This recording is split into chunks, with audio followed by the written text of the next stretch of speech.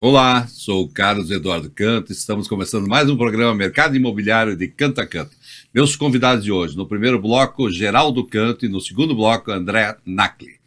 Dr. Geraldo Canto, oftalmologista, formado em medicina pela Universidade Positivo, especialista em cirurgia de catarata e cirurgia refrativa, especialista em oftalmologia no HOP 2012, especialista em córnea pela Universidade de São Paulo, membro titular da Associação Brasileira de Catarata e Cirurgia Refrativa. Já realizou mais de 6.000 cirurgias. Geraldo, obrigado pela presença no Canto a Canto. Eu que agradeço o convite aí, poder ter esse momento gostoso aí para a gente ter um bate-papo sobre visão, sobre saúde ocular, que também é um assunto muito importante, né? Exato.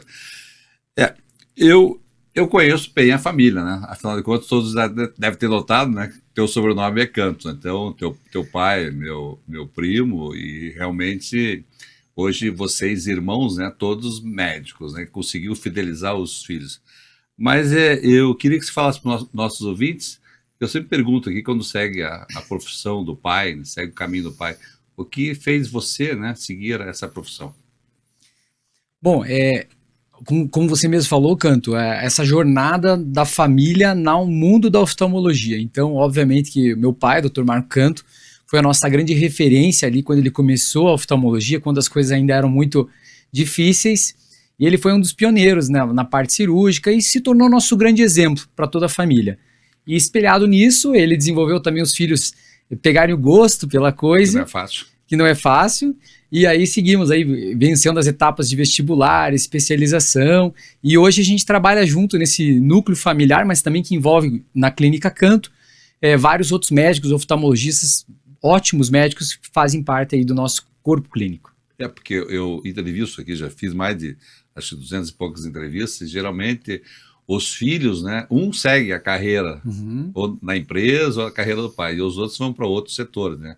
E é muito assim difícil ver que os 3 filhos seguiram a mesma. Então, o pai realmente deve ter sido um grande exemplo para vocês, né? Um grande exemplo, sem dúvida nenhuma. E a oftalmologia é esse mundo também que causa uma paixão muito grande, né? Muitas possibilidades que a gente pode oferecer para os pacientes. Acho que essa paixão também existe muito laço familiar, de familiares que seguem o ramo da oftalmologia. Agora, uma pergunta, uma curiosidade. Todo oftalmologista, ele também é um cirurgião? Não necessariamente, né? Existe uma formação de uma residência. Então, primeiro se faz a faculdade de medicina. Na sequência, são no mínimo 3 anos de residência para você se tornar um oftalmologista. A partir do momento que você é um oftalmologista, você tem a licença para poder fazer uma cirurgia. Sim. Mas, obviamente, que para você entrar no mercado e você se tornar um cirurgião de volume, de ter frequência e experiência, isso exige uma habilidade de cirurgião e treinamento minucioso. Então, não é todo oftalmologista que faz cirurgia. Porque geralmente eu fiz essa pergunta, pode ser até óbvio para as pessoas, mas conheço vários que são cirurgiões, né? Eu fiquei pensando comigo, que será que são todos? Como cardiologista, nem todos são cirurgiões também. Nem todos como qualquer outra especialidade também. Agora, voltando lá para o teu pai, eu sempre pergunto assim, um ensinamento que ele deixou para você ou para vocês, assim que você lembra, teu pai, tua mãe, ensinamento em termos de profissão, de atendimento, de gostar. Olha, quem conhece meu pai, eu acho que você conhece muito bem. Ele tem assim essa fama de ser um tanto sério, mas é muito correto e justo. Então, assim, eu acho que a gente ser correto e justo e dentro da oftalmologia fazer pelo paciente aquilo que o paciente realmente necessita, vai beneficiar. Esse foi meu grande exemplo em casa para tudo. Então, assim, palavra dada é palavra cumprida e a gente tem que ser honesto e correto com tudo que faz. Queria mandar um abraço para o Marco, para a Beth, a mãe do Geraldo. Um beijo em vocês. Agora, os olhos dos brasileiros, hoje em dia, na média, como é que são? Bom, os problemas de oftalmologia de visão, eles penetram em quase toda a população, né? Todo mundo... Parece que cada vez está pior. Porque o mundo exige muito mais a nossa visão para tudo. Nunca se exigiu tanto a gente usar uma visão refinada quanto se exige hoje. Perfeito. Então a gente precisa ter uma visão boa partindo do princípio para poder passar num teste do Detran. Então, para você ser aprovado no teste do Detran e ter carteira de motorista, você tem que ter uma visão no mínimo de 20/40, que é uma linha de visão que a gente não classifica a visão como percentual. Então, a partir dali, inclusive, é uma triagem que muitas pessoas descobrem um problema de visão, porque nunca foram no oftalmologista. Então, o teste do Detran, eu costumo dizer que é meu aliado naquele paciente que nunca detectou uma dificuldade visual, para poder buscar um atendimento médico, e também no paciente com mais idade que começa a ter uma perda de visão e não percebe. Muitas vezes ele nos procura porque ele reprovou no teste do Detran. E aí a gente detecta as inúmeras doenças, como catarata, glaucoma, uma troca, uma correção do grau dos óculos. Então, os brasileiros precisam fazer exame de maneira... Existem idades para isso, que são as idades mais adequadas de começar esse exame, mas também exames contínuos, né?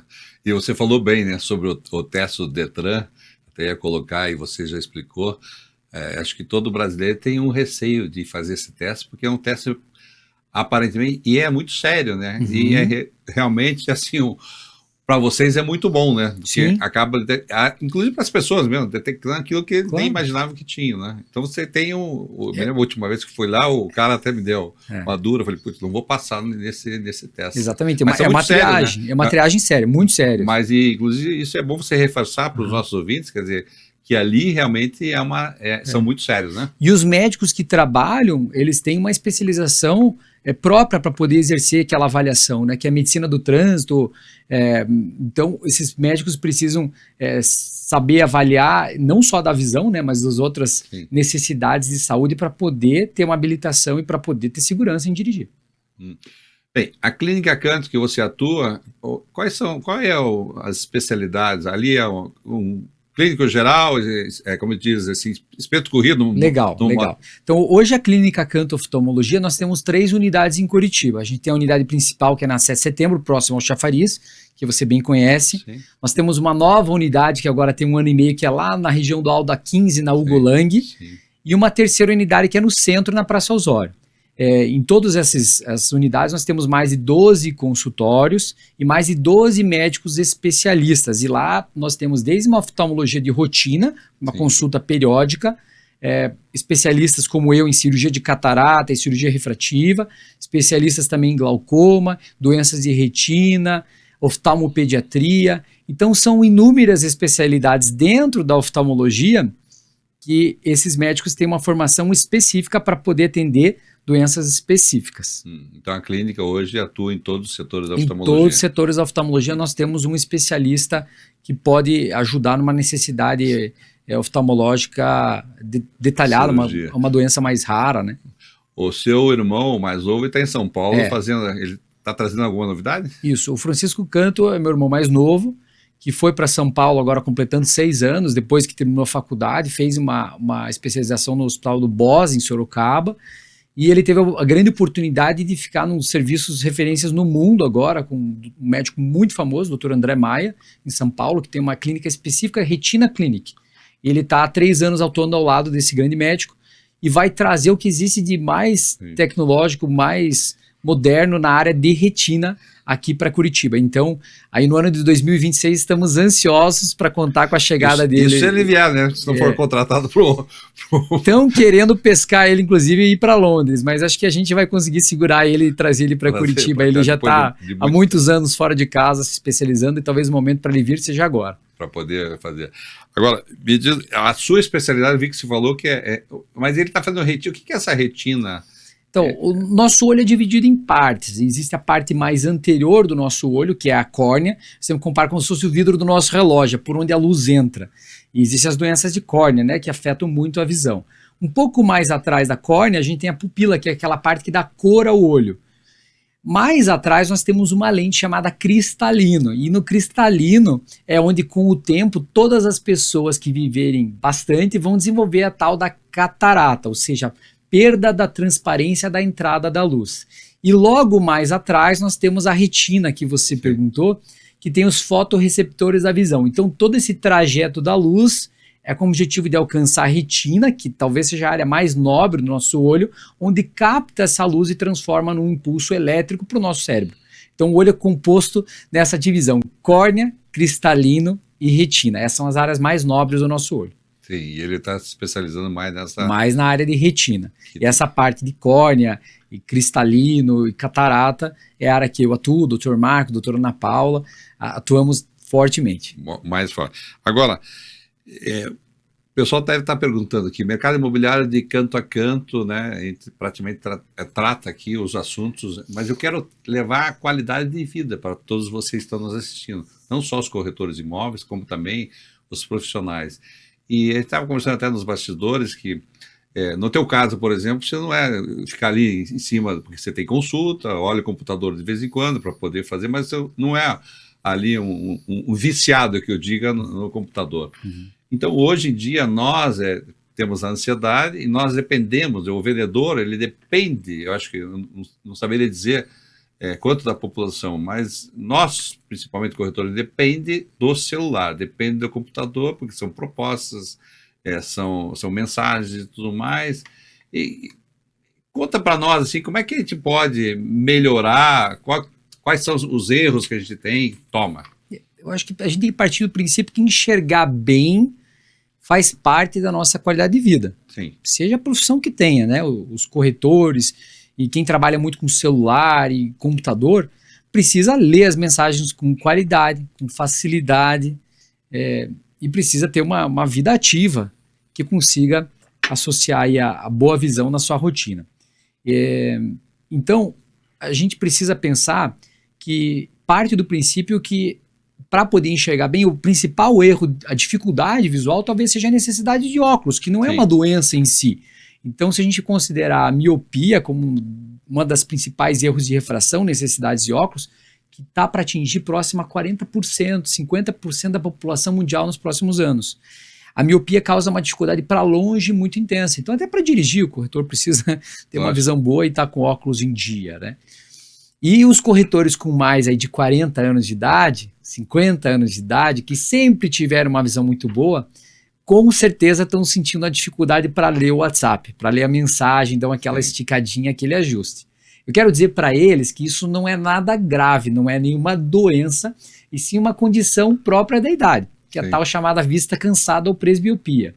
E muitas vezes, com o exame oftalmológico adequado, pode-se fazer um óculos, uma lente de contato, ou até mesmo, que a gente faz muito para pacientes acima de 50, 55 anos de idade, uma cirurgia que corrija o grau para perto também. Então, eu considero que estar com o exame em dia, ter a certeza que está enxergando bem, que não tem uma doença, faz parte aí da qualidade de vida dos corretores e das pessoas que são muito ativas. Agora, você tocou num ponto aí que a miopia hoje está atingindo 40%, 50% da população. Isso em decorrência do que isso? Porque sempre dentro de uma especialidade tem, né? Ótima pergunta, Canto. E essa talvez seja a pergunta do milhão, né? Como é que está aumentando tanto a miopia, que era 18% da população brasileira, caminhando para 40%, 50%? Não se sabe ao certo o fato do que está acontecendo, mas existem teses, teorias que estão sendo estudadas, estudos. Um deles é a mistura genética, que a miopia tem um componente genético muito forte. Então, filhos de pais míopes, a chance de ser míope aí aumenta mais 60%. Então, a genética é muito importante. E quais hábitos que a gente pode estar fazendo de errado que estão aumentando a miopia? Então, essa é a pergunta do milhão. E acredita-se que o excesso do uso da visão para perto induz a uma miopia ao longo da vida, principalmente na primeira infância. Então, crianças que leem muito, que se dedicam muito a essas atividades de perto, têm uma tendência de ser mais míopes ou uma miopia maior. E aí o celular entrou com tudo, né? O tablet entrou com tudo, porque aquela criança que gostava de estudar, ela era mais míope. Mas agora a criança que às vezes não é muito de estudar e fica viralizando, assistindo vídeos só no celular, também está tendo mais miopia. Então não é que o celular vai emitir uma radiação que vai prejudicar diretamente e tornar aquela criança, o adulto cego, mas ele induz a um crescimento maior dos olhos e isso induz a uma miopia. Então essa é a principal teoria que nós acreditamos hoje, mas isso pode mudar com o tempo. Lógico. Agora, você participa de vários congressos, né? Eu acho que a vida do médico tem que estar em congressos. E hoje no mundo eu vejo que li algumas coisas referentes à oftalmologia também. Tem países que é bem menos, mas daí eu fui analisar o que ocorre. Que os pais não é que proíbam as crianças de estarem no celular, mas tem certos horários, por dia, meia hora, uma hora, e eu noto que isso aí deve ter aí uma relevância muito grande, deve ter um comparativo em relação a esses números. Porque, veja, que nem teus filhos, né, são pequenos. Eles não podem ficar lá o dia inteiro, principalmente à noite. Teve até uma profissional aqui do sono, que eu comentei com você, doença do sono, né, distúrbios do sono. As pessoas ficaram no celular meia hora, uma hora antes. Eu falo que isso aí é um horror. A pessoa acaba não atingindo o sono. Perfeito, perfeito. E foi um ponto importante que você tocou. Eu brinco que às vezes casa de ferreiro, espeto de pau, né? Então, no meu consultório, eu oriento os pais, olha, tentar limitar ao máximo que você puder o celular para as crianças e trocar, às vezes, assistir um videozinho no celular pela televisão. Essa é uma dica inteligente e fácil, né? Então, se puder fazer essa troca, já é um grande auxílio. E a luz do celular, ela emite uma luz azul, que ela é parecida com a luz azul que o sol emite.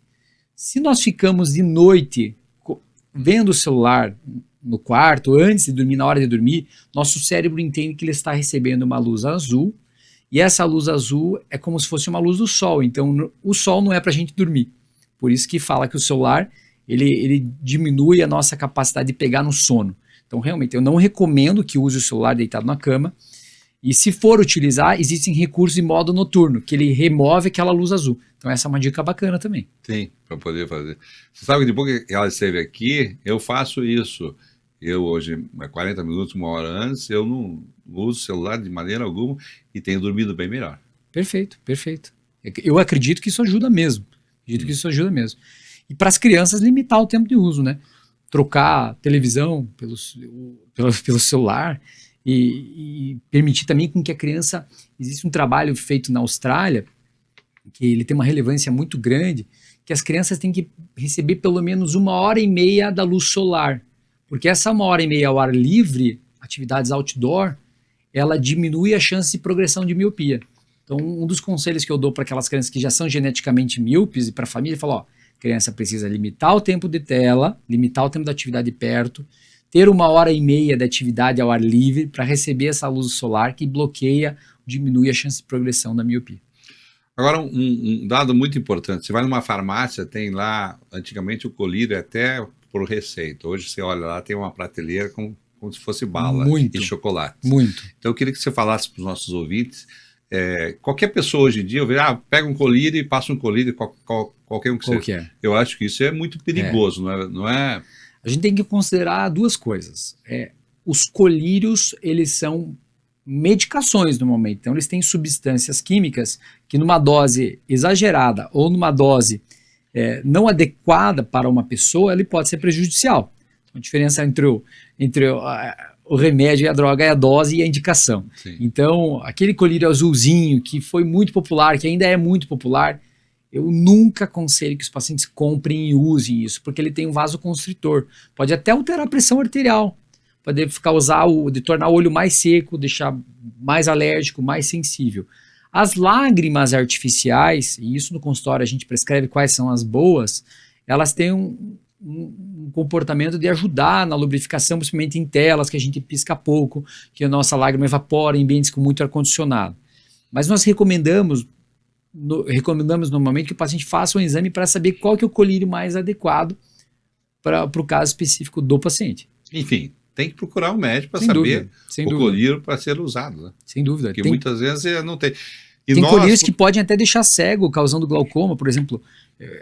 Colírios com corticoides são colírios que no uso contínuo, pacientes que às vezes são alérgicos que acham que o colírio ajuda, ele pode causar um glaucoma e tornar o paciente cego. Então é muito sério, sim, ela é uma medicação e deve ser usada com cautela e com responsabilidade. E tá aí a dica do Dr. Geraldo Canto, né? Vão consultar um médico, como diz, inclusive nas próprias propagandas, né? Não fazendo efeito, tem aquela, vá consultar o médico.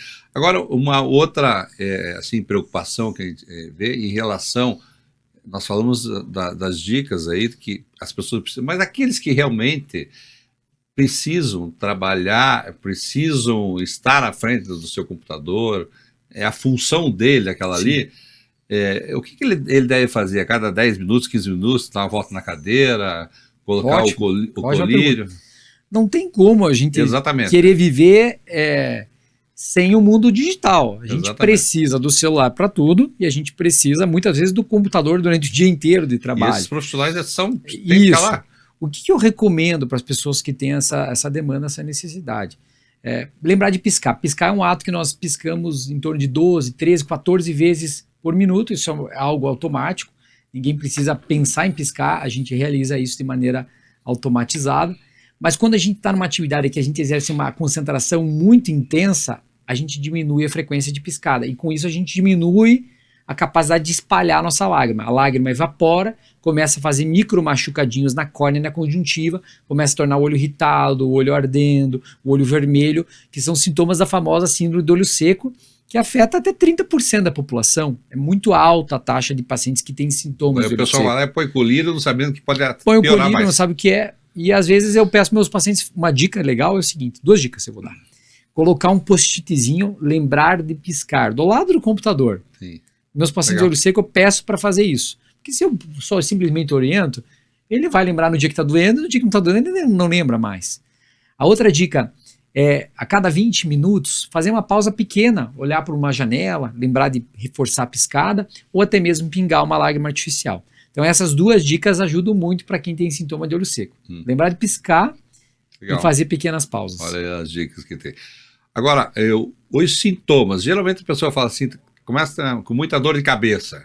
Sempre assim, né? Dor de cabeça, vai consultar um oftalmologista. Perfeito. Mas existem outros sintomas que, Sim. por exemplo, as pessoas não notam. Sim. Eu queria que você falasse não só nos adultos, como também nas crianças. Aquela questão, a criança está lá no final da sala, tem que ir para frente para poder ver, Ótimo. o professor pega e fala, não, peraí, tua criança Tá. detecta. Você me deu um gancho que eu como pai, acho fundamental. Então, existem algumas etapas na infância que tem que ser feito um exame mínimo, tá? Então, quando a criança nasce, na maternidade é feito o teste do olhinho, que todo mundo já ouviu falar. Até 1 ano de idade, essa criança tem que passar por um novo exame, até 1 ano de idade, para descartar doenças como catarata congênita, graus elevados. E aí, nessa idade que eu acho muito importante, é com 3 anos de idade, que a criança já está comunicando, já está verbalizando, ela consegue informar o quanto ela enxerga. E a gente, se detectar que essa criança tem um erro de refração, um grau de miopia, de astigmatismo, hipermetropia elevado, a gente pode já iniciar o óculos logo no início e fazer até o tratamento com tampão, se for necessário, para estimular o desenvolvimento da visão. Então, primeira coisa, quem é pai tem que ter feito um exame na criança. Ao nascimento, 1 ano de idade, e com os 3, 4 anos de idade, se você está ouvindo, pai, leve teu filho no oftalmologista para fazer um exame. Esse é fundamental. Sim. É a importância que tem.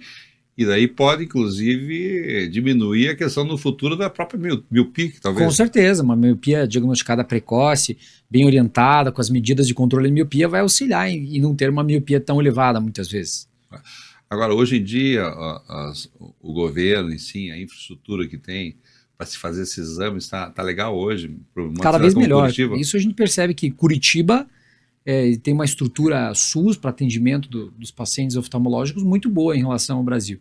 É claro que a gente não consegue entregar a medicina particular, do Sim. convênio, privada, no mesmo nível no SUS. A gente gostaria, mas a gente está muito bem assistido aqui na nossa cidade. Mas sim. existe, como disse o doutor Geraldo, existe hoje em dia para você levar teu filho lá. Não seja relapso e não leve o filho Sim. para poder tocar essa... Agora, então, mas fora daí a questão do adulto, porque a criança pode ser, mas o adulto e Vamos aí? lá. Vamos falar um pouquinho do adulto, né, do corretor, Isso, de quem do trabalha vendedor, ativo, o que ele precisa cuidar da visão. Na fase do adolescente e do adulto, existe uma doença muito comum, e eu tenho certeza que vários ouvintes que estão nos ouvindo agora conhecem alguém, ou mesmo ouvinte tem, é uma doença chamada ceratocone, em que a córnea, aquela primeira camada do olho, ela vai ficando bicuda e torta. Essa é uma doença genética, normalmente bilateral, em que um lado desenvolve mais que o outro, de uma maneira assimétrica. E tem um fator que agrava muito essa doença, e aí vai a minha dica para os corretores e para todo mundo, que é não coçar os olhos. Não Sim. coçar os olhos. Por que a gente fala tanto em não coçar os olhos? Porque em quem tem uma pequena predisposição de desenvolver uma doença da córnea, que é o ceratocone, você pode desenvolver uma enorme doença, causar até uma cegueira. Então, não coçar os olhos é fundamental, nessa fase do jovem adulto. E aí, mais tarde, que você me perguntou, vem 2 doenças muito importantes e relevantes na sociedade, que é a catarata, que é a principal doença que eu trato no nosso consultório, que é a cirurgia de catarata. São pessoas mais Veja, acima de uma certa idade, né?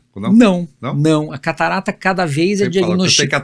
Catarata, é o vozinho que tem velho, catarata. Não, então quem está ouvindo, tira isso da cabeça. É mito. É mito, tá? Por que existe mito? Porque antigamente, década de 90, 80, só se operava catarata quem estava cego de catarata, porque a cirurgia era muito simples ainda e muito difícil de ser realizada. Com o avanço da tecnologia, hoje, a partir dos 55 anos de idade, muitos pacientes nos procuram para fazer a cirurgia da correção do grau, que é a mesma técnica da catarata, mas com um planejamento cirúrgico mais detalhado. Então, eu consigo um paciente com mais de 55 anos de idade, libertar ele dos óculos, fazendo uma cirurgia de catarata considerada precoce.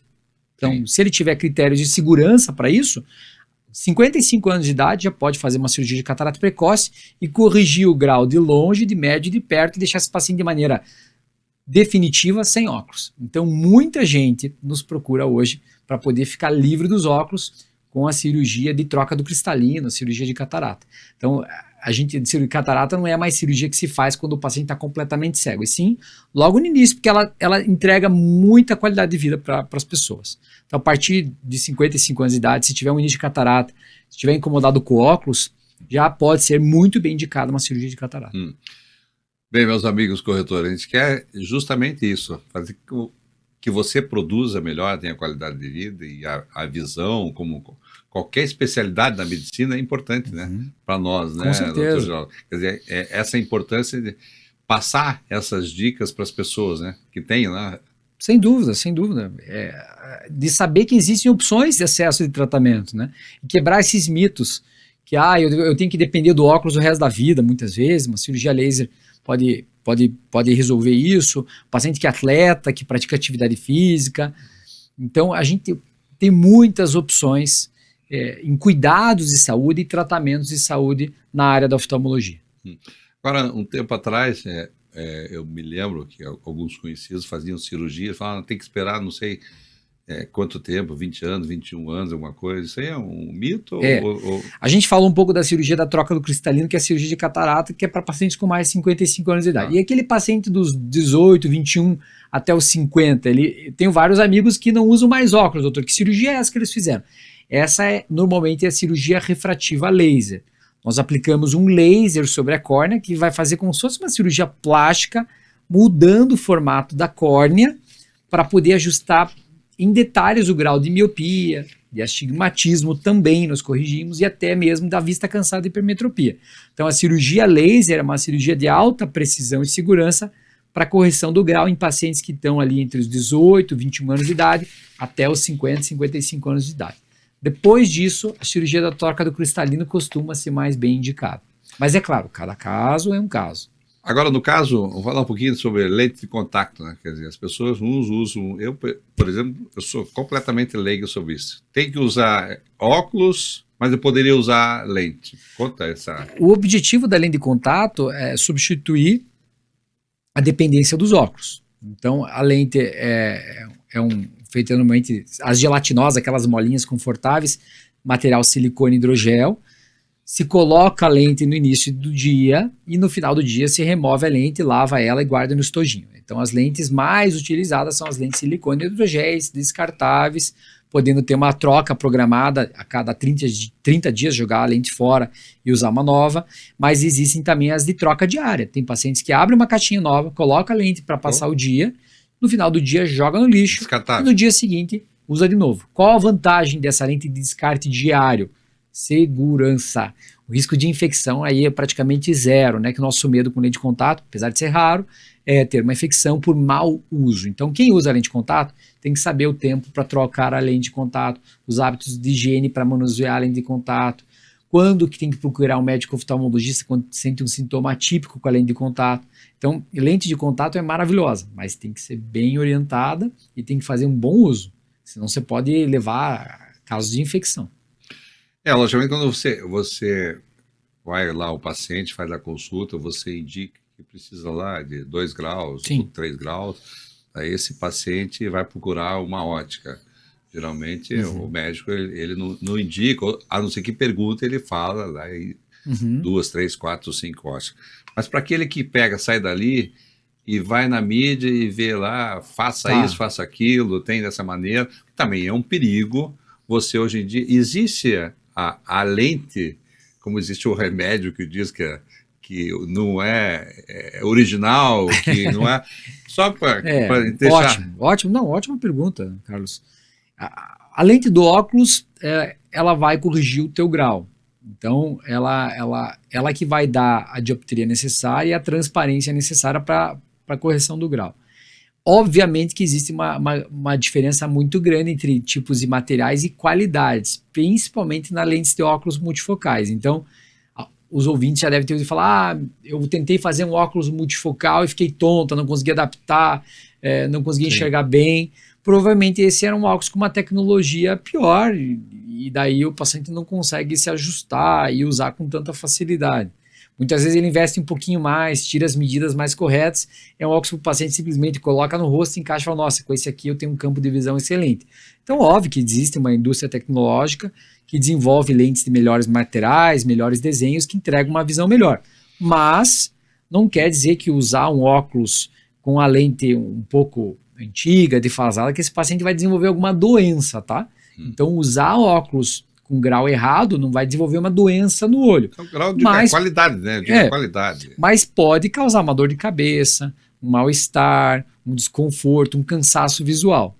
Então vá naquelas óticas que você não tem. Veja lá o Reclame Aqui, então. Considero que tem que ver isso também.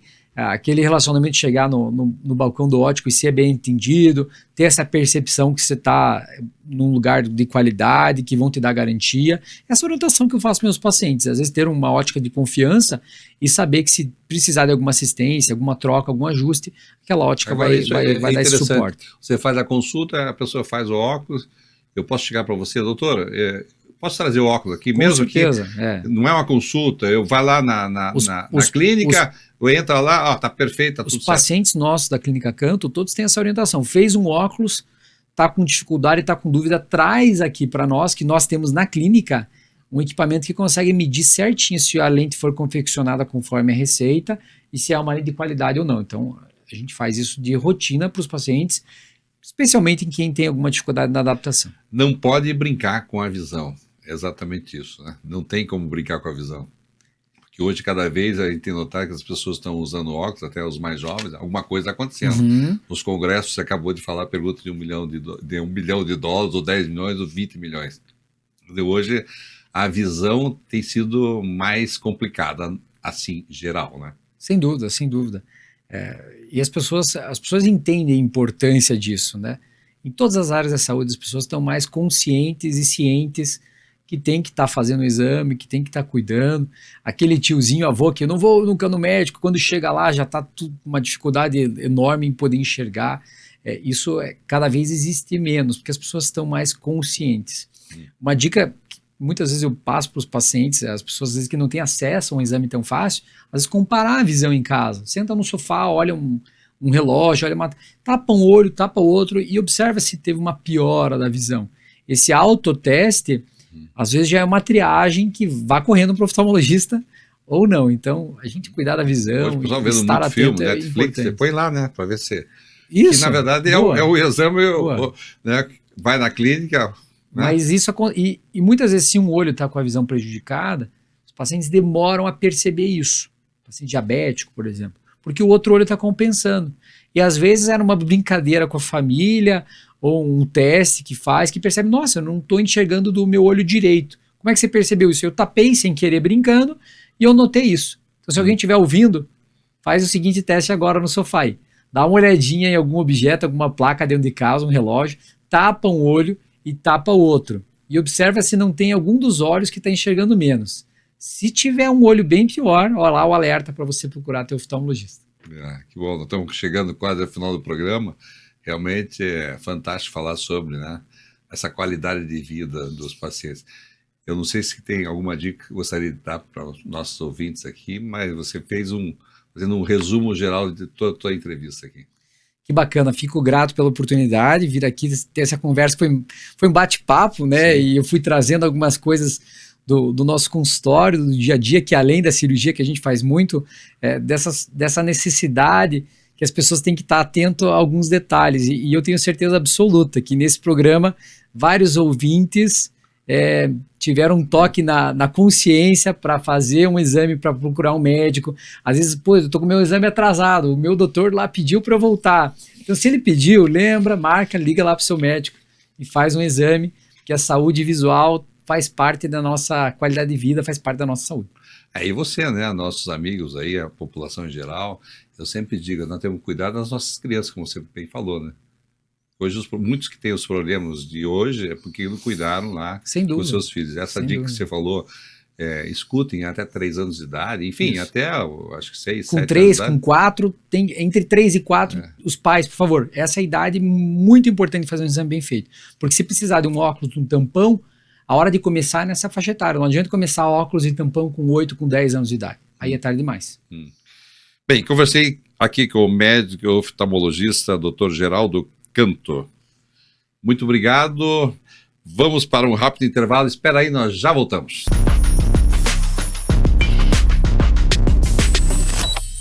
Continuamos com o programa Mercado Imobiliário de Canto a Canto.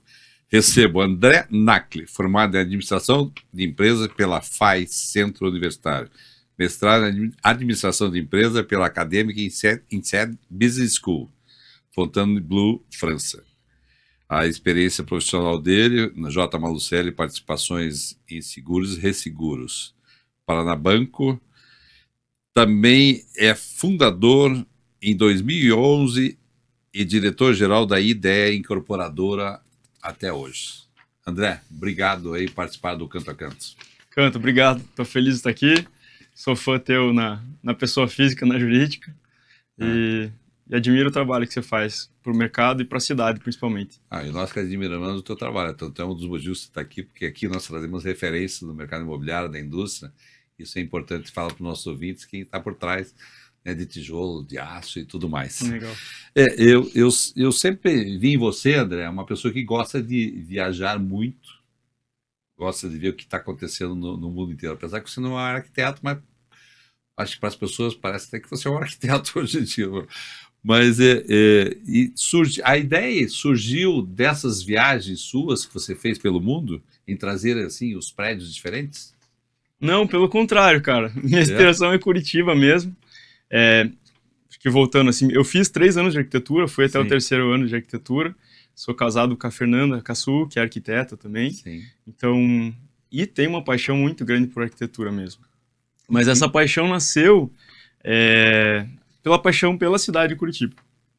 Eu, sinceramente, não lembro porquê, mas desde muito cedo eu caminhava na cidade e ganhei uma câmera digital muito cedo e comecei a fotografar a cidade. E comecei a ter um olhar de como que os novos empreendimentos impactavam a cidade, assim. E isso devia ter 15 anos, alguma coisa assim. Fazia isso em Curitiba, em São Paulo, bastante também. Então eu tenho um arquivo enorme, assim, de fotos da cidade, que é bem legal até. E esse hábito acabou me levando tanto para a incorporação imobiliária, pela paixão pela arquitetura e pela cidade, como pela fotografia, que são 2 coisas que eu exerço hoje. Desde muito cedo, assim, eu tive a sorte, ou a oportunidade de entender que os empreendimentos imobiliários realmente impactam a vida na cidade, né? Então, a gente comumente pensa que o poder público é responsável por, sozinho, construir uma cidade melhor, mas não. Na verdade, boa parte da área de uma cidade é privada. E só respeitar as leis de urbanismo de uma cidade não é suficiente para fazer um projeto amigo da cidade. Dá para fazer um projeto com 100% dentro da lei, mas que seja ruim para a cidade, que trave a cidade, que trave a vida na cidade. E que também talvez tenha uma arquitetura que não nos represente ou não represente o nosso tempo.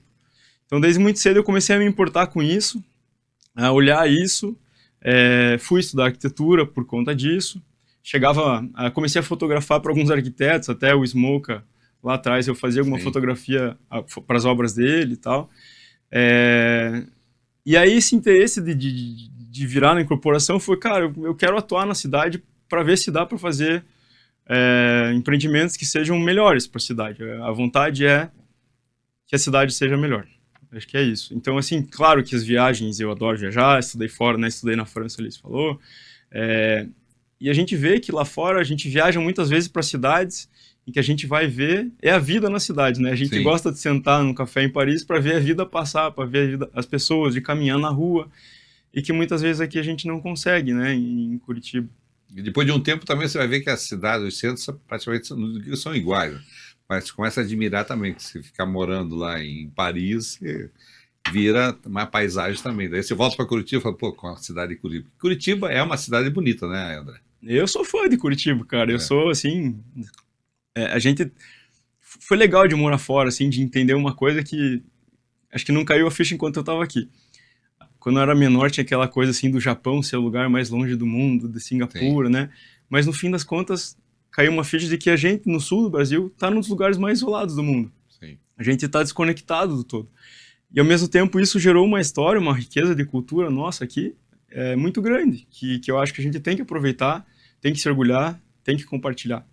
Então, essa visão de estar fora e falar, cara, eu moro lá naquele lugar no sul do mundo que eu tenho que pegar um voo para São Paulo para pegar outro voo para chegar Singapura. A Ásia é completamente conectada com a Europa e com os Estados Unidos, né? A gente aqui que está fora do circuito e tem sua beleza, né? Exato. Então a gente pode contar a nossa história do nosso jeito e ser relevante para o mundo, que foi o que o Jaime Lerner fez. Falando dessa parte de cultura, de cidade, eu tenho assim uma crítica que eu faço até aos próprios incorporadores, consultores que estão me ouvindo, eu já falei isso em reuniões. Por exemplo, a gente vai para o Nordeste do Brasil, eles em grupo, eles sabem vender a região e sabem vender a cidade. Você vai hoje para Balneário Camboriú, eu estava lá num evento há 15 dias atrás, tinha 150 investidores procurando oportunidades numa cidade hoje em dia que talvez não seja ideal para investimento, já que já atingiu lá, dependendo, né, do produto.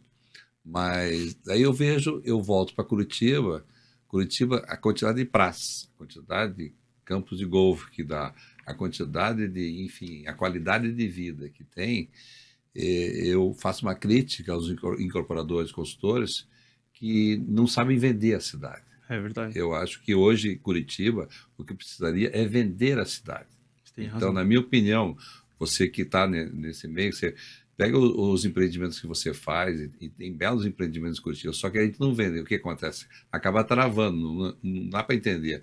O metro quadrado de uma cidade como Curitiba, que tem esse hub, né, maravilhoso para seguir em todos os lados, direções, que eu digo, da parte de logística, ter uns valores que são abaixo de muitas capitais que não tem nada a ver. Né? Eu concordo, cara, totalmente com você. Eu vejo, né, em Camboriú, você vai ver uma fala de alguém da FG, por exemplo, eles vendem o destino muito antes de vender o empreendimento, né? E sinto também, a gente, através do Noma, do hotel, a gente tem contato muitas vezes com empreendedores de outras regiões, Santa Catarina mesmo, tanto Camboriú como Florianópolis. Os empresários se juntam para pensar na cidade e doar projeto de parque, projeto de praça.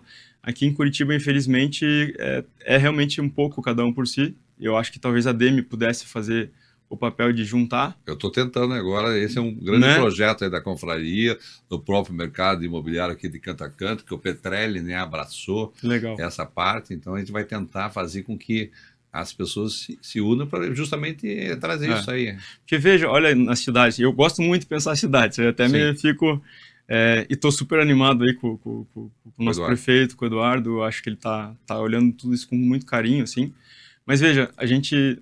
Acho que tem duas coisas, tem várias, né? Mas duas principais que me incomodam. Eu vejo a Visconde de Guarapuava, acho que deve ter uns 10, 12 prédios em construção hoje. Seria muito fácil os incorporadores se juntarem e repensar nessa rua que é uma artéria da cidade, ajudar a melhorar a calçada. Ou a região dos R3T, Batel ali. São quantas pessoas que estão atuando ali e que poderiam juntos pensar num plano de ocupação conjunto ali. Porque eu sinto assim... A gente tem um plano diretor que é estabelecido, né, há muito tempo e fora as estruturais do centro, a gente não pode verticalizar muito na cidade. O que eu, sinceramente, sou favorável até, mas eu sinto que onde não é uma região onde o empreendimento consegue ter um porte suficiente para ser um empreendimento destino, assim, como nas estruturais, ou um terreno muito grande nas R4, as R4s dependem muito da região, da cidade para se vender. Sim. Então, você vai fazer um empreendimento numas R4 num prédio, num terreno de 1.500 metros quadrados. Cara, você não vai ter uma força de marketing enorme, você não vai ter uma frente de rua que você vai conseguir transformar aquela rua num novo destino. Mas se todo mundo se juntasse, falar, cara, esse bairro aqui, vamos reorganizar, aquele bairro vai se tornar interessante e vai valorizar pela ajuda coletiva. E eu acho que não é difícil fazer isso. É fácil. Você, né, tem um papel super Você grande transforma, nisso. você pega em São Paulo, quantos bairros são criados nesses últimos anos? E muitas vezes não é nem, por um caso, Perdizes. Tem imóveis lá em Perdizes, não é Perdizes. Então eles vendem a própria estrutura da publicidade acaba aumentando, né, a visão. Curitiba tem AU hoje, Cabral, tem bairros hoje maravilhosos. Hoje, agora, nessa revisão do plano diretor, eu vou lutar muito por exemplo, nós temos 2 avenidas aqui que são espetaculares. Uma que sai ali da Marechal Deodoro, que você vai até Piraquara. É uma rua só. Marechal, né? E hoje Pinhais já está tendo o seu protagonismo, já está crescendo um monte. Agora tem uma outra que sai da Praça Tiradentes, que é a Marechal Floriano, e vai até São João dos Pinhais. Ali poderia ter, concorda comigo? Eu realmente desconheço por que realmente não são mais verticalizadas ou adensadas essas. E a gente tem o problema na cidade de ter muito pouco moradia de interesse social, né? De um valor. Agora estão fazendo. Que são grandes oportunidades a gente trazer isso para dentro da cidade. Tem a ver assim, o próprio erro do CEPAC lá atrás, que hoje em dia você praticamente você fazer um empreendimento na linha verde, é mais fácil comprar um terreno do lado do que comprar o CEPAC, entendeu? Então, praticamente, você vê o que tem de áreas ali, de empresas. Mas vamos voltar um pouquinho para a ideia em relação como eu falei, eu estudo, e desde o teu primeiro prédio, sempre foi um prédio muito desenhado, né? Um prédio, a gente olha que tem o dedo ali, né?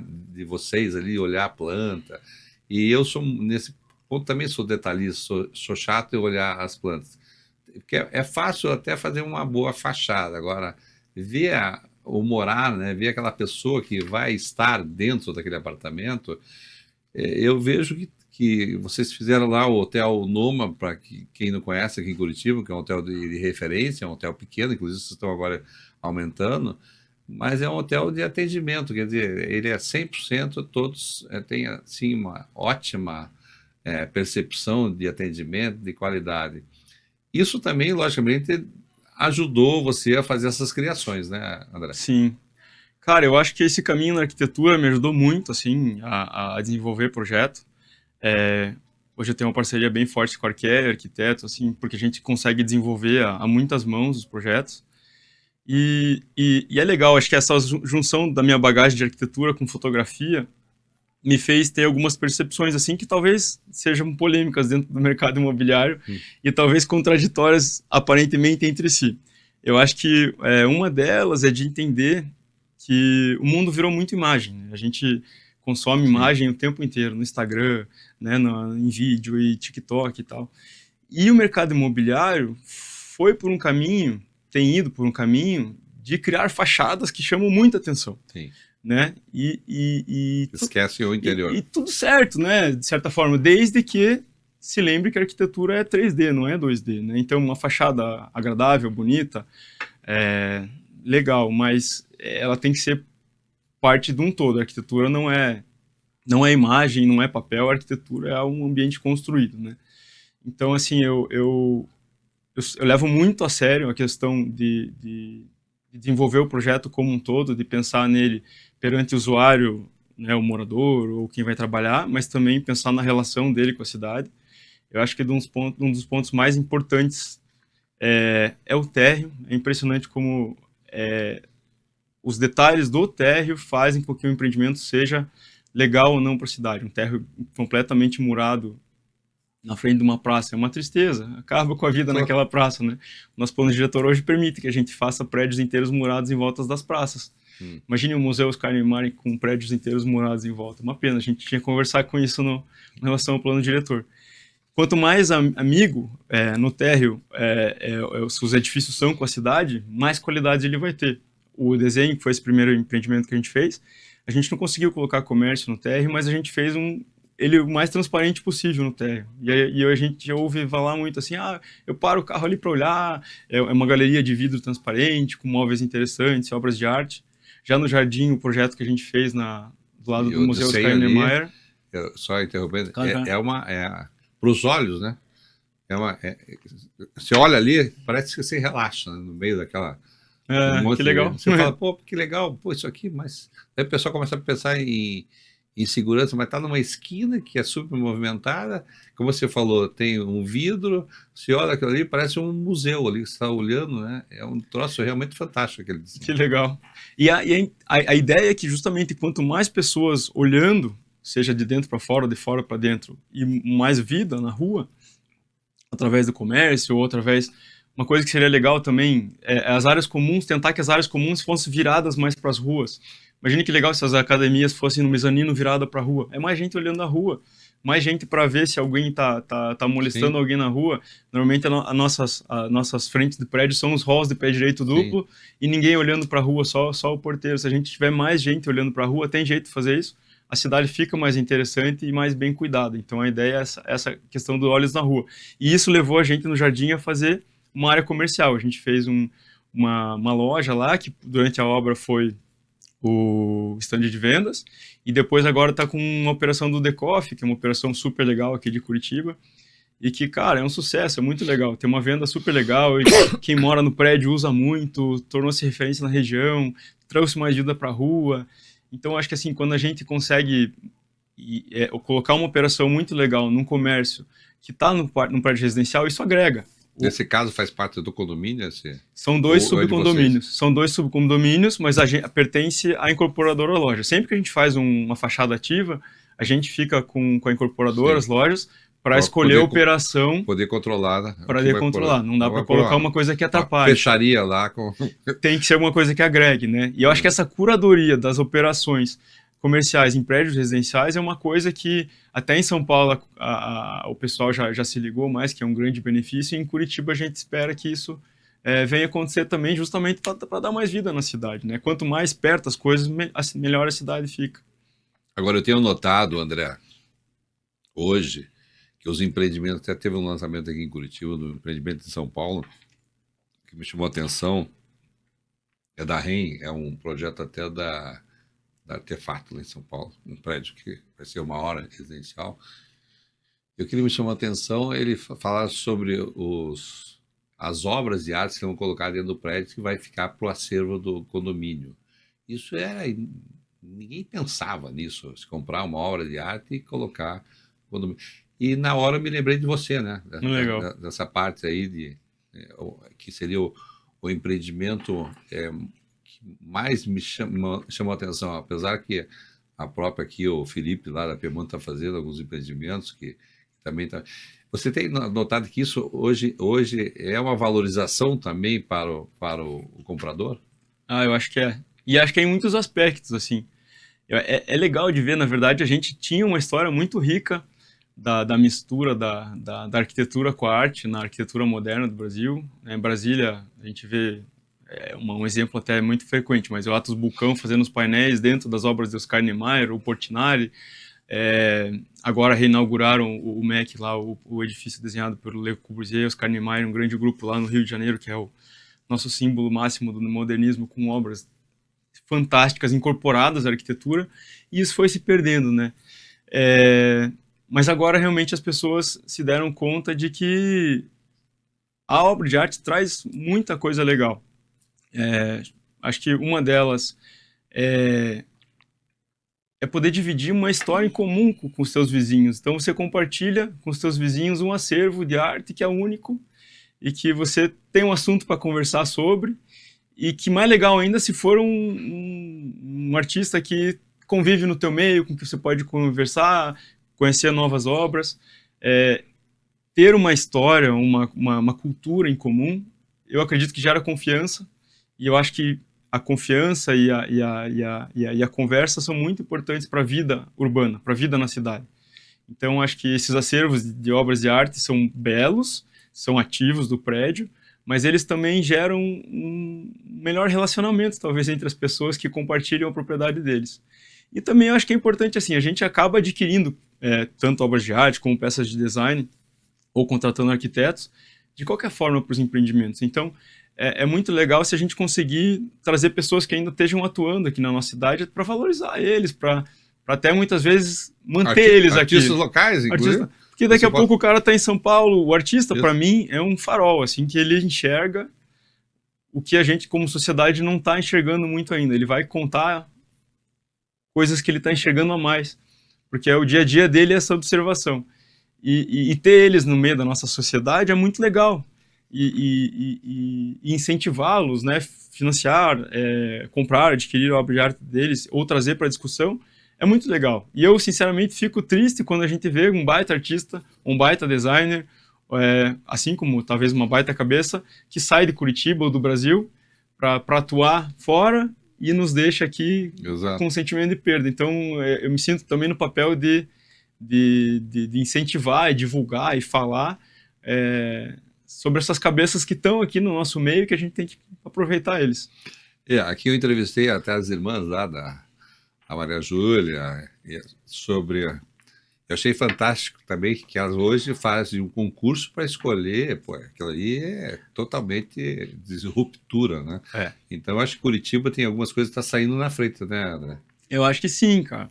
A gente tem uma tradição muito legal, assim, né, na cidade. E que... Acho que é a escola do Jaime Lerner lá atrás que... o Jaime até... A gente tá com uma exposição do Domingos Bongestabes, que foi um grande parceiro do Jaime Lerner, na história da cidade aí. Ele fez a Unilive, a Ópera de Arame. E é muito legal, na exposição que a gente fez deles, tem o convite de formatura deles, da primeira turma de arquitetura da Federal. Que para essa primeira turma, na verdade, vieram muitos professores de São Paulo, como o Forte Neto, o Léo Grossman veio do Rio Grande do Sul. Só que esse convite, cara, é uma constelação de talentos, assim, é incrível. Você vai olhando os nomes ali, o Willer, o Panek, né, o próprio Jaime, o Domingos. Você fala, cara, como é que saiu tudo isso de uma turma só? A gente tem uma tradição muito legal. E antes disso, a gente também teve até uma escola... Eu adoro a história da arquitetura curitibana, sabe? Eu participo de um projeto que chama Casa da Arquitetura de Curitiba. Sim. E antes de nascer o curso de arquitetura em Curitiba, a gente teve Artigas, que nasceu e produziu aqui, e que depois se virou o pai até da arquitetura paulista. Mas a gente teve Rubens Meister, que é um talento... É uma casa que o escritório é do Rubens Meister. Cara, esse cara é um absurdo, é um gênio, pouquíssimo conhecido, fez Teatro Guaíra, fez a prefeitura, fez a rodoferroviária, e é de uma escola que não é paulista, não é carioca, ele era engenheiro, mas produziu assim joias arquitetônicas que a gente descobre frequentemente. O Lolo Cornelson, né? O próprio Lolo também foi um precursor ali, né? Fez autódromos em Portugal, fez... Cara, era um gênio. Né? Então... aquilo que você falou, por que não resgatar isso aqui? Mas eu fico feliz que hoje em dia vocês estão resgatando hoje. Agora, é legal trazer marcas aí, arquitetos de fora, do mundo inteiro, eu acho que sempre valoriza na cidade. Mas eu acho que nessa linha, qual é o caminho que você faz para detectar lá um terreno e o caminho que você faz para chegar lá no lançamento, basicamente escolher o arquiteto, enfim, como é que você...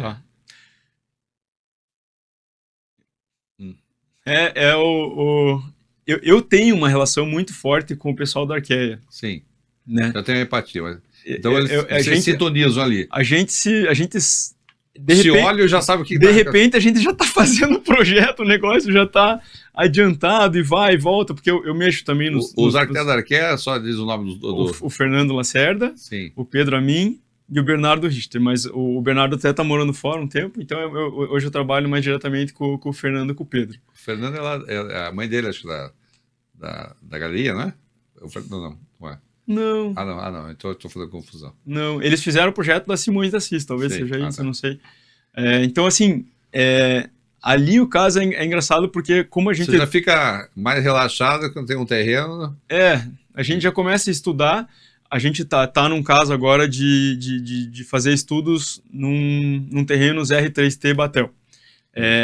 sinceramente, acho que é uma das coisas a se conversar no plano diretor. É muito difícil fazer projeto bom naquela região, porque os prédios ficam baixos e gordinhos. Então, parece que é muita área. Peru do Pires lá. Então os edifícios, os apartamentos frente à rua têm qualidade, mas os não frente à ruas ficam com qualidade ruim, numa região que a gente precisa cobrar um metro quadrado alto para rentabilizar, né? Imagina se não for esquina ainda. Então, é difícil. E ali a gente foi até o 8º terreno já. A cada nova compra, a gente ia reestudando o projeto e, inclusive, amanhã a gente vai ver a pesquisa do resultado ali. Mas é sempre muito estudado, muito suado. Eles são muito parceiros em rasgar projeto. A gente cansou de rasgar projeto. O projeto ali ao lado do Mon, a gente sempre faz as pesquisas com a Brain, né? Tanto a vocacional, depois a qualitativa. Lá, o incorporador sempre quer chegar no potencial máximo no terreno. A gente chegou a fazer um projeto lá nesse terreno do lado do Mon, usando o potencial máximo. Tiramos nota 8,5 na pesquisa. E a gente se olhou e falou, cara, vamos rasgar e começar de novo, vamos diminuir. Que gostoso isso, né? E eles super parceiros, entenderam. E para chegar nesse primeiro projeto, a gente levou 1 ano e pouco. O segundo projeto levou 1 mês, cara. Foi assim, a hora que eles entenderam que poderiam fazer uma barra única, dando qualidade para todos os apartamentos, não só os frente rua, foi super natural, assim. Então, a gente tem uma parceria muito grande ali de desenvolvimento do projeto. De facilitar. Você falou uma coisa que eu me lembrei do Jaime Leandro, numa conversa com ele. Falei, Jaime, o que você daria hoje para as crianças? Ele falou assim, um lápis e uma borracha. Que as pessoas têm que aprender a escrever e apagar e voltar a escrever. Isso é que você acabou de falar, né? Quer dizer, quando você tem, né? Olha, que legal. É gênio isso, né? A pessoa falar que hoje em dia a gente não usa mais lápis. Né? A gente não usa mais borracha. É verdade. Entendeu? Parece que aquele projeto é imutável. Tem que acabar tocando. Agora, o papo tá gostoso, mas vamos falar do Casanoma, que eu acho legal. Que eu recebi aqui o livro que você me trouxe, que na verdade isso aqui é para estar lá no Rosenwood, em São Paulo, na livraria, né? Porque é um troço espetacular, né? Que legal. Legal, cara. Esse foi o nosso maior desafio na ID, né? A gente tem 10 anos, a gente começou com o Noma, hotel, e aí a gente tá fazendo 10 anos de Noma, inclusive esse ano, em julho agora. E aí a gente teve o desenho Jardim no meio do caminho. E agora a gente lançou em maio do ano passado o Casanoma, que pra gente é muito especial em muitos sentidos. A começar pelo porte, né? É um porte de empreendimento que pra gente não era comum. Ele tem 32 mil metros de área construída, é um terreno estrutural, tem 33 pavimentos, então era um tamanho muito grande. Era um terreno que já era da família há tempos, então há pelo menos 35 anos esse terreno já estava com o meu pai, e ele sempre olhava assim como, cara, que um dia... Você já tinha terreno? Foi muito tempo, cara. É legal, tem uma foto do Percy Timan no prédio dos leões dele ali, que tem o Lac Le Mans e o Ecoville sem mais nada em volta. Mas o meu pai já tinha feito um muro no terreno, então aparece bem o muro ali, assim. Então, para ele é uma coisa afetiva que, né, que leva... Sim. Que ele carrega há muito tempo. Ele vai morar lá? Não vai morar lá. Mas, e aí a gente entendeu que tinha a possibilidade de levar a marca, o nome, o conceito do Noma para o mundo residencial. Então, além de tudo, a marca do hotel, que é tão especial para a gente opera familiarmente ele, né, o hotel, ao levar ele para o mundo residencial, tinha que ter um cuidado muito grande. Então, juntou tudo assim que a gente teria que cuidar, e graças a Deus deu certo. Assim, a gente estudou muito para como traduzir a marca do Noma para o mundo residencial, e graças a Deus vendeu legal, a gente está animado, estamos saindo já terminamos a fundação na obra, então tá legal. Ficou espetacular. Agora vamos falar um pouquinho dos terrenos. Vocês estão comprando terreno, sempre olhando o terreno. Os nossos corretores de imóveis querem saber, né? Se você tem alguma... Logicamente, os projetos, vocês olharam da ideia, são projetos hoje em regiões que realmente tem a ver com a construtora. Não adianta ir para os bairros, que não é o caso de vocês, mas vocês estão procurando sempre terrenos com uma frente de 20, 25 ou 30, porque tem que deixar bem claro, para amanhã não chegar lá e oferecer uma coisa que não seja a realidade. Canto, sim, sendo sincero, no momento a gente está, né, com esse projeto no Batel, que juntou-se um terreno de 5 mil metros ali, a gente está animado talvez em levar o nome do Casanoma Batel lá também, porque é um pedido de muitas pessoas. E a gente tem um outro terreno também no Batel, então assim, e a gente faz um projeto a cada 2, 3 anos, porque a gente leva muito tempo e faz com muito cuidado. Sim. Então, no momento a gente não está... A gente está olhando oportunidades, mas a gente não está naquele assim, estamos buscando um terreno específico. Assim, a gente sempre olha, claro, mas não estamos super ativos na busca, não. Ok. Agora vamos falar da tua central de vendas, ficou espetáculo ali, né? Você mudou completamente, para quem não conhece, ali na Ângelo Sampaio, ali com a Dom Pedro, né? Mudou completamente aquela esquina, e é uma loja que é uma galeria de arte ali, né? Que você tem. Aqui quero mandar um abraço ao nosso amigo lá, o Bocucci, que está lá, o Bocucci, né? Que é um querido amigo, está tocando lá a parte comercial. Nosso diretorzão comercial lá. E lá, hoje, para os corretores de imóveis lá, não só daqui, como também do interior, hoje é aberto a todos, que ele pode vender para todos, né? Aberto a todos. É só ir lá procurar o Bocucci. Exatamente. Ver o material. Isso. Né? Isso. A gente fez esse espaço para o lançamento do Casanoma ali, da Covile. A ideia é que ele fique por mais lançamentos, né? Ele não foi feito exclusivamente para o Casanoma, e também que ele fosse uma forma de fomentar a vida na cidade. Seja através das obras de arte que estão expostas lá, da arquitetura que é super aberta para a cidade, né? Uma esquina super legal, tem uma escultura do Alf que fica bem em destaque, bem na esquina. E também de ter ativações, conversas, diálogos. A gente está com a exposição fechando essa semana do Domingos Monges Tábuas. A gente teve um ciclo de falas, de palestras super legais lá, e a ideia é continuar com uma programação super legal. Então, assim, é aberto para a comunidade, e as vendas também são abertas a todos que quiserem só conversar com a gente, com o Bocucci lá, que a gente recebe vocês, os clientes de vocês, assim que... E eu tenho certeza que, falando até em nome do André, é uma pessoa extremamente acessível, quiserem conversar, até, não digo os concorrentes, as pessoas que pensam em arte, e pensam hoje em arquitetura, hoje os atalhos, né? Você pode seguir lá, porque aquilo que você falou, né? A cidade tem que ser bonita, a cidade tem que ser... É muito mais fácil se conversar com alguém e dar uma dica para construir alguma coisa legal do que fazer um prédio feio do teu lado, na verdade. Então... minha preocupação como incorporador, e entrei nesse mercado realmente para pensar na cidade, assim, para fazer uma cidade melhor. Seja através dos empreendimentos, ou seja através das conversas. Não gostaria de falar do exemplo, mas gostaria de botar em pauta que os empreendimentos imobiliários têm a responsabilidade de fazer uma cidade melhor. Sim. Então... eu sou super aberto e adoro, é uma paixão falar sobre isso. Inclusive, às vezes, meu pai me dá uma puxa de orelha, porque às vezes eu passo dias com outros incorporadores conversando, trocando ideia e ajudando, muitas vezes, em algum aspecto que eles querem, assim, porque me interessa isso, e é o que eu gosto, cara. A troca é muito rica, né? E como você falou, eu conheço vários incorporadores que vêm em Curitiba e ficam hospedados no Noma. Isso é verdade. Então, vários amigos meus, Canto, eu vou para aí, eu vou mudar porque lá tá lotado. Esse final de semana. Não, tem vários que acabam ficando lá, que se tornou uma referência.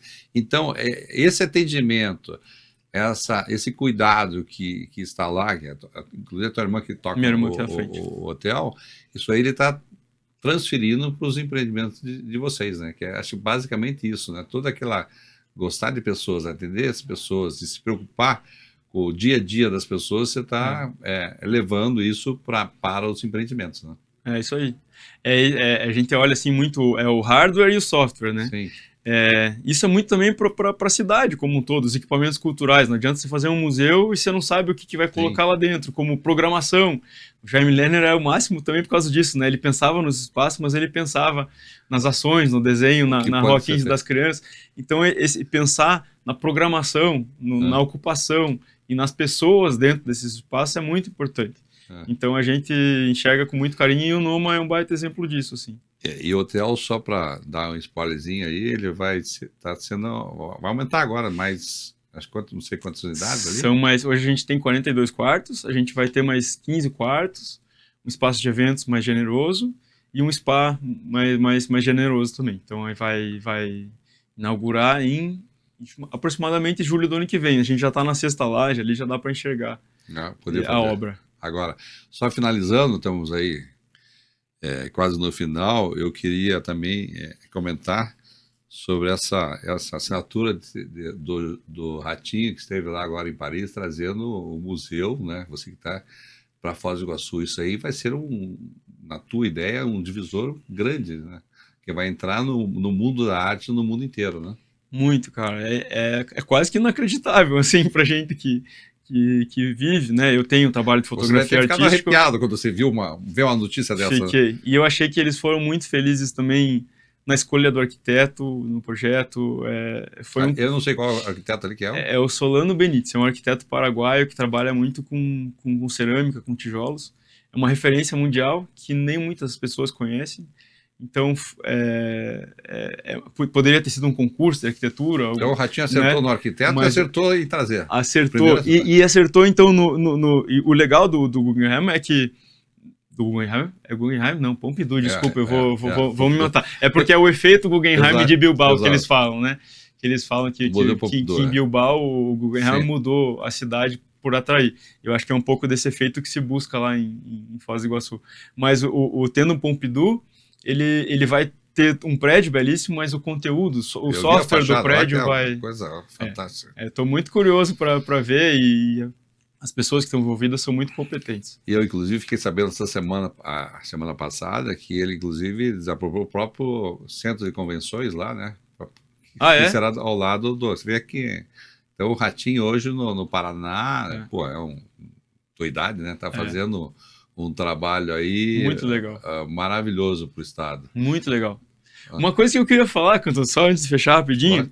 que eu faço parte da Casa de Arquitetura de Curitiba. Isso que eu queria falar sobre os eventos que você fazia. Você fez alguns eventos muito legais, Fiz alguns eventos. Eu queria divulgar um pouco esse trabalho, porque muitas imobiliárias têm usado. A gente tem um portal que tem 230 obras hoje, acho que, da cidade. A gente registrou fotograficamente, historicamente, todas elas. É muito fácil de filtrar por região, por década, por arquiteto. E tem muitas imobiliárias que estão, por exemplo, um ícone da arquitetura moderna, Edifício Paraná, na Comendador. Sim.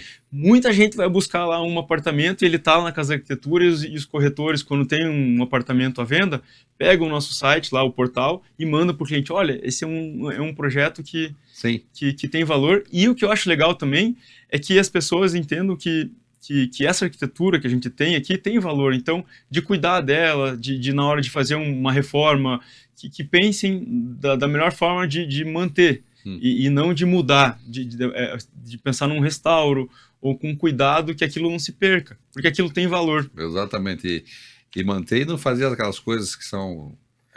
Tem aquela comentado até meu primo aqui, o Marcos Bertotto, que às vezes ele é boca dura e fala muita coisa. Ele é animado, ele é amigão, faz parte do projeto também. Mas ele é crítico, né, em muitas coisas, ele vai lá e fala... que mudou isso, mudou aquilo, mas acho que tem que ser isso, né? Eu acho que tem que trazer não gostar, tem que falar, tem que se posicionar, né? Falar que essas coisas não é que são erradas ou não, porque muitas vezes mudar alguma coisa que teve história e você vai lá e querer mudar, né? Eu acho que de novo, a gente compartilhar e ter conhecimento sobre o que é nosso patrimônio, o que faz parte da nossa cultura, assim. E eu acho que faz parte de trazer isso mais para o dia a dia como um todo, não só apontar quando realmente a coisa acontece. Mas esse projeto, inclusive, da casa é trazer de novo para a sociedade a clareza do patrimônio que ela tem.